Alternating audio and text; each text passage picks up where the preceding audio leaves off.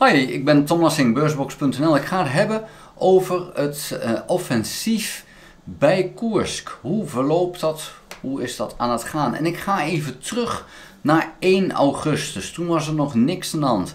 We gaan even naar de Deep State Map en we zijn hier nu. En we zien dat er in die tijd één Russische element daar lag. En dat is het 71ste Motorized Rifle Regiment. Is de enige die daar in die hele omgeving te vinden was. Ja, als we dan gaan kijken naar wat er wanneer gebeurde, dan gaan we daar eens eventjes klikken. Want ik wist niet precies wanneer het begonnen was. Dat was het, dit is 7 augustus en dit is 8 augustus. Dus de verrassing was in 1 dag compleet. En dat element, hier zijn die Russen. En de volgende dag zijn die weg. Dan is de vraag, waar is dat dan heen? Is dat omdat ze onderweg naar de grens toe waren? Of zijn ze toen al geraakt? Dat weet ik dus niet. Nou, dan zien we de dagen daarna het verlopen. 12 augustus. Nou, dan zie je een enorme slag naar Koronevo wordt gedaan. Dat is hier boven, linksboven. Dan zie je dat ze het gaat uitbreiden. En ja, vervolgens, en dan wordt het spannend. Als ik heel eventjes teken, er loopt hier een rivier. Die rivier loopt hier. Zo. En die loopt hier langs en die loopt hier langs. Dus dat is een raar verlopende rivier. Als we kijken waar loopt nu de grens.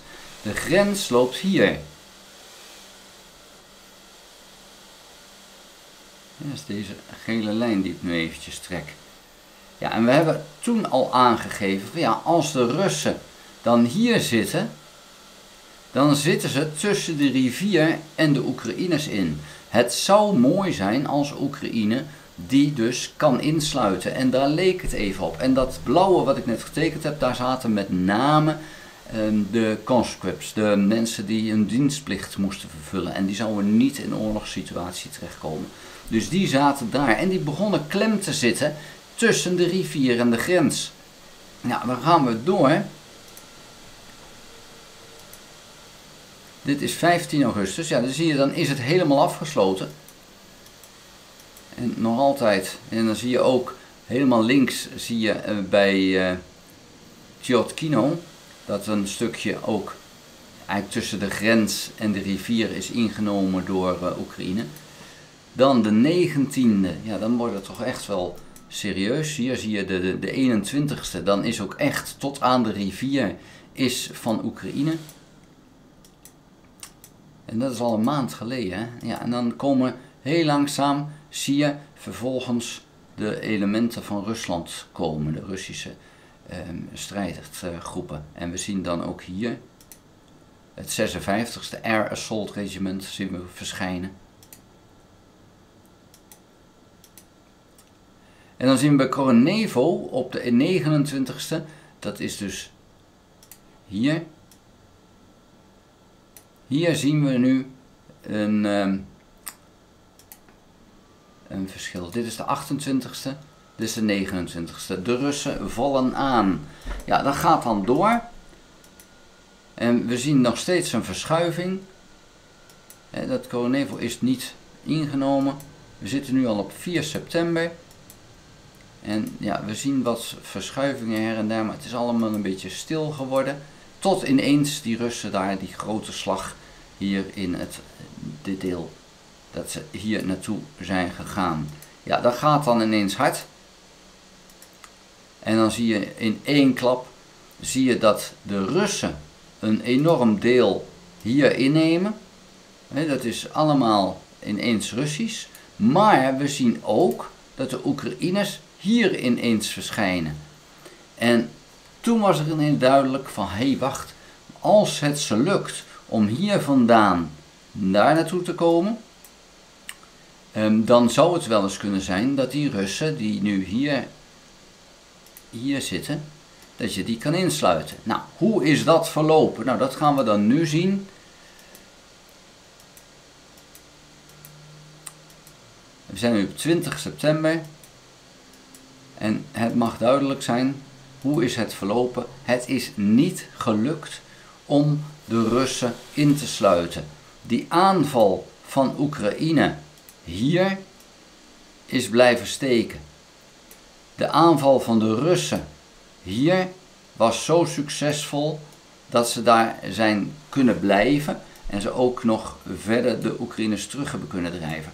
Nou is dus even het punt, Oekraïne had een kans om enkele duizenden dienstplichtigen gevangen te nemen. Maar dan had Oekraïne heel veel soldaten daar vrij voor moeten maken. En er was een strijd gekomen, want die Russen die kwamen vanaf hier en die had je dan ook echt wel tegen moeten houden. Wil je die strijd aan, daar was deze actie in Koersk nooit voor bedoeld om een keiharde strijd met de Russen aan te gaan. De actie was bedoeld om soldaten weg te trekken uit Oost-Oekraïne en niet om je soldaten daar op te offeren voor een stukje Russisch grond wat je toch weer gaat afstaan. Dus ik kan me indenken dat Oekraïne heeft gezegd, nou laat maar lopen, jammer, het is niet gelukt. Maar persoonlijk vind ik het jammer dat ze dat niet hebben willen en kunnen doorzetten. Het had een mooie slag kunnen worden en dan had Rusland een fors aantal mensen verloren, ook weer gezichtsverlies. Maar ja, dan ga je dus toch een strijd aan met Rusland als Oekraïne zijnde. En ja, dat kunnen ze zich daar gewoon niet veroorloven. Want Oekraïne moet het doen met de restjes die wij als westerse landen naar hun gestuurd hebben. Dus helaas is die insluiting gewoon niet gelukt. Het is jammer, het is niet anders. Dit is de situatie van nu. Nou, als we dan eventjes teruggaan naar de laatste dagen. Ik ga heel even een paar dagen terug, want ik wil even iets laten zien. Het gaat met name dan hierom, dit deel.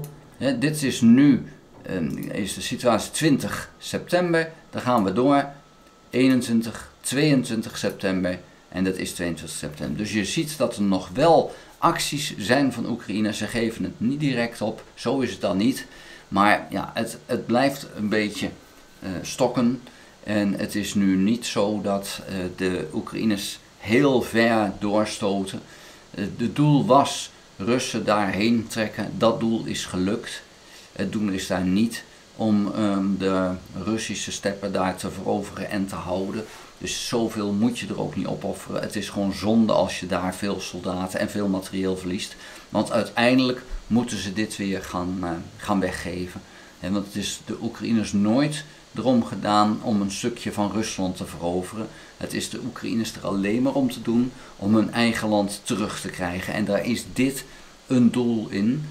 Maar ja, dan uiteindelijk op zijn best om het te ruilen, op zijn slechtst om de Russen weg te lokken. Daar wil ik het voor nu bij laten. Vond je de video interessant? Geef een duim. Heb je nog geen abonnement op dit kanaal? Abonneer je dan. Druk dan ook op het belletje, dan krijg je notificatie als ik een volgende video gemaakt heb. Ga ook naar de website www.beursbox.nl en schrijf daarin op de gratis nieuwsbrief. Dank voor het kijken. Hallo!